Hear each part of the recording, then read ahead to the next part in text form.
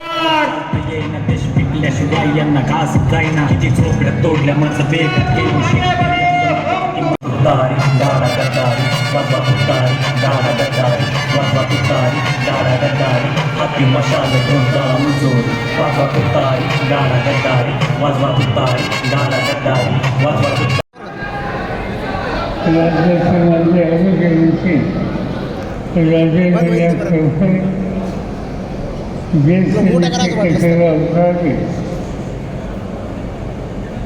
शैक्षणिक क्षेत्रामध्ये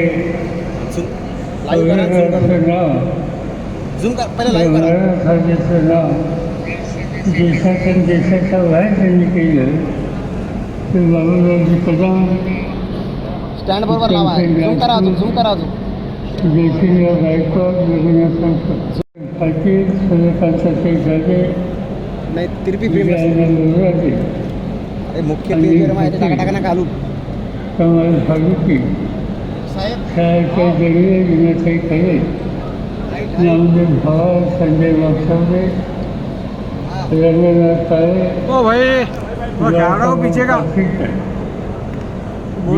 अध्यक्ष पांडुरंग कांबळे शहराचे अध्यक्ष खाडेवाडी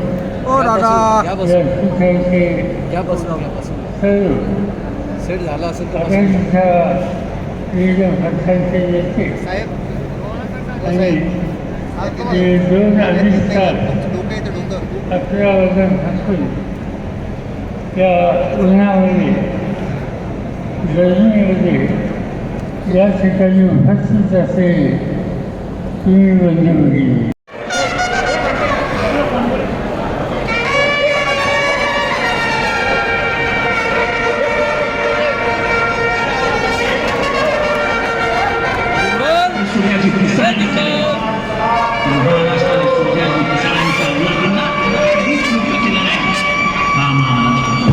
देशाचा कारभार पुण्याच्या हातामध्ये देत तो कारभार कशा पद्धतीने चालवायचा आणि देशासोबतचे महत्त्वाचे प्रश्न त्या प्रश्नांची सोडवणूक करण्याची ताकद ही कुणामध्ये आहे याचा विचार करून निर्णय घेतला. तुम्ही मी सगळेजण एका विचाराने काम करणारे लोक आहेत आणि आपली जबाबदारी ही आहे की देशाचं राष्ट्र हे योग्य रस्त्यावर आणायचं असेल तर आम्ही सगळ्यांनी बसून एक देश पातळीवर आघाडी केली.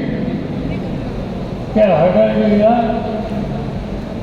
साथ देण्याच्यासाठी देशाच्या अनेक राज्याचे अनेक मंत्री अनेक मुख्यमंत्री अनेक खासदार अनेक पक्षांचे नेते हे सगळे एकत्र आले आणि आज या निवडणुकीला सामोरं जात आहे.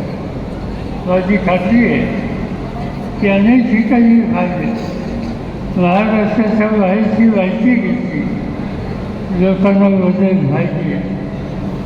लोक या आघाडीला फाशी बदलायला मनापासून करावे आणि त्याच आघाडीचे 2 खंडे उमेदवार शरद खैरे आणि शरद काळे आज आमच्या सगळ्यांच्या वतीने या निवडणुकीला सामोरं जातात. तुमची माझी जबाबदारी आहे की त्यांना मोठ्या मताने विजयी करायचं आणि देशाचं राजकारण वेगळे रस्ता घ्यायचं. मी इथे यायच्या आधी मोदी साहेबांचं भाषण ऐकत होतो की आज मला सांगायचं आणि श्रवण भाषणामध्ये त्यांनी सांगितलं का हे भाषण असो याच्या आधीचं भाषण असो अन्य राज्याची भाषणं असो एक अशी असते की देशाचा प्रधानमंत्री हा सगळं देशाचा असतो. त्यांची भाषणं ऐकली त्यांचे विचार समजून घेतले तर एक गोष्ट स्पष्ट होते की हे सगळं देशाचे प्रधानमंत्री नाही, ते भाजपचे प्रधानमंत्री आहे. देशाचं नेतृत्व ही करण्याची जबाबदारी त्याच्यावर. त्यांनी राष्ट्रीय दृष्टिकोन ठेवावा लागतो. मतभिन्नता असू शकते, पण राष्ट्रीय दृष्टिकोन त्याची राष्ट्रीय गरज असते. आज नव्हती. आणि मग शेतकरी असेल, लेखा तरुण असेल, मागायचा प्रश्न असेल, त्या प्रत्येक प्रश्नावर आजच्या राज्यकर्त्यांचे लक्ष नाही. मग सत्ता वापरतात कसं? हे सत्ता वापरतात, सत्तेचा गैरवापर करण्यासाठी. आज हा देश स्वतंत्र देश आहे, माणसाला अधिकार आहे. आज आम्ही बघतो की या अधिकारावर गदा यायला मूलभूत अधिकार संकटात आहे. याचा अर्थ आज ना उद्या संसदीय लोकशाही संकटात नाही. आणि त्याची उदाहरणं द्यायची नाही. झारखंड सारखं राज्य, आदिवासींचं राज्य, त्या झारखंड राज्यामध्ये आदिवासी मुख्यमंत्री आहे. आणि त्या मुख्यमंत्र्यांनी मोदी सरकारवर टीका केली, काही मागण्या केल्या. त्या मागण्या मोदी सरकार पूर्ण करत नाही म्हणून आवाज उठवला. आज तो आदिवासी राज्याचा मुख्यमंत्री झारखंडच्या तुरुंगामध्ये मुख्यमंत्र्यांना 1 वर्ष झालं तुरुंगात टाकलं. देशाची राजधानी दिल्ली, आणि त्या दिल्लीचा मुख्यमंत्री त्यांचं नाव अरविंद केजरीवाल. अतिशय नेतृत्व कार्यक्रम, त्यांच्या शैक्षणिक धोरण असतो, त्यांची आरोग्याची धोरण असतो, त्यांची लोकांच्या निवासासाठी त्यांनी घेतलेला कार्यक्रम असतो. त्याचा प्रत्येक कार्यक्रम अतिशय चांगला कार्यक्रम आहे. आणि तो कार्यक्रम राबवून दिल्लीकरांचं जीवन हे बदलेल कसं यासाठी अखंड प्रयत्न हे केजरीवाल करत आहेत. आणि त्यांनी एकदा केंद्र सरकारवर टीका केली तर आज त्या केजरीवालला तुरुंगात टाकलेले. दिल्लीचा मुख्यमंत्री तुरुंगात, अन्य राज्याचा मुख्यमंत्री तुरुंगात, पश्चिम बंगालचे मंत्री तुरुंगात, पंजाबचे मुख्यमंत्री तुरुंगात. शेवटी निर्वाचित झालेले लोकांचे प्रतिनिधी त्याची धोरणं ही योग्य दृष्टीनं राबवण्यासाठी प्रयत्न करतात. गॅसच्या किमती ही कमी करणं, त्या दुर्फळ केलं. आज संसार चालवणं हे महिलांना उघडतात. आणि त्याचं महत्त्वाचं कारण जीवनावश्यक वस्तूंच्या किमती या सगळ्या गोष्टीच्या संदर्भात या प्रधानमंत्र्यांनी त्यांच्या सरकारने काहीही पावलं टाकली नाही. आपल्याला संकटामध्ये टाकण्याचं काम केलं. आज हिंदुस्थानामध्ये लेखकांची संख्या जास्त आहे. मध्यंतरी एक जगातली एक संघटना आहे, तिचं नाव ILO, इंटरनॅशनल लेबर ऑर्गनायझेशन. आणि या ऑर्गनायझेशन जगामध्ये लेखन किती आहे आणि कुठं आहे याचा अभ्यास केला. आणि त्या अभ्यासातून एक अहवाल सादर केलं. त्यांचा अहवाल असं म्हणतो की भारतामध्ये जे सर्व मुलं शाळा कॉलेजमधून बाहेर पडतात त्याचे 87 मुलं ही बेकार आहेत. 87% तरुण पिढी ज्या देशाचा बेकार आहे त्या देशाचा प्रधानमंत्री या तरुणांच्या भवितव्याचा विचार करत असेल तर 70 वर्षाचा त्यांचा अधिकार किती आहे हा जर एखाद्या तरुणाने प्रश्न विचारला तर त्याचं उत्तर हे त्यांना द्यावं लागणार. आणि म्हणून शेतकरी असो, आजकाल शेतीची अवस्था, आज मराठवाड्याची काय अवस्था आहे. आज मराठवाड्यामध्ये पाणी नाही, जनावरांना साधे नाही, दुष्काळाचं संकट आहे. ते इथं आहे. पश्चिम महाराष्ट्रात अनेक ठिकाणी जबाबदारी असते सरकारची की दुष्काळासारखं संकट आल्याच्या नंतर त्या शेतकऱ्याला त्यातून बाहेर काढण्यासाठी कष्ट घेतले फळबागा केल्या.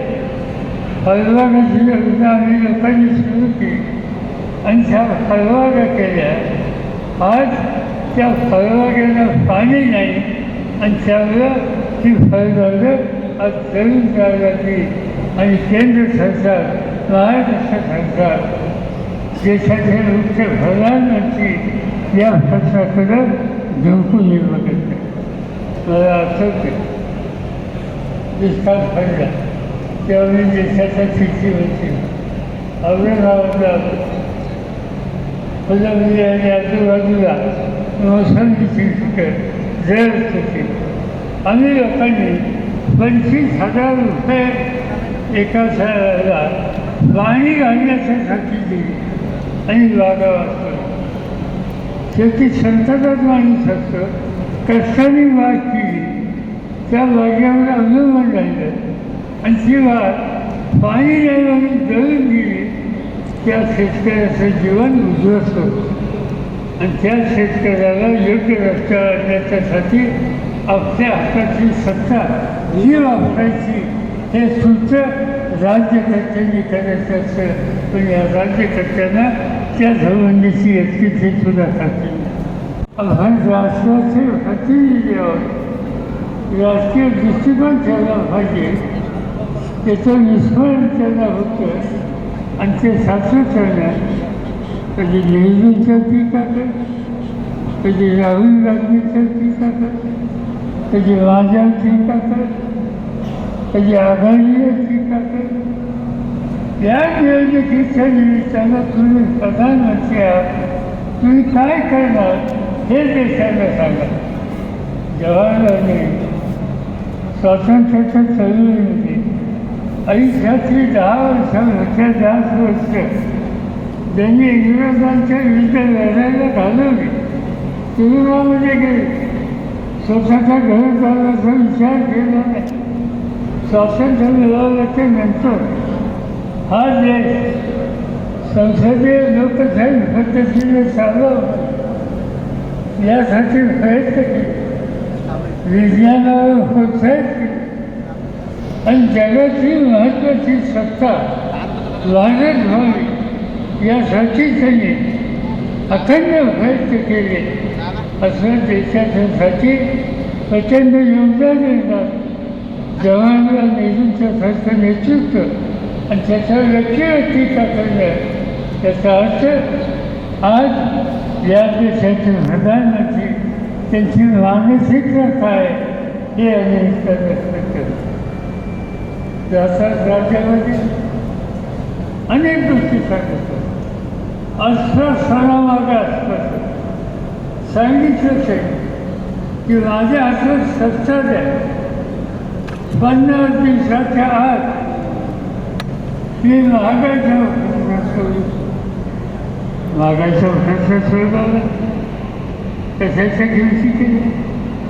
आज त्यांनी सांगितलं 50 दिवसाच्या आत मी पेट्रोल, डिझेल, गॅस या सगळ्याच्या किमती 50% कमी शकतो.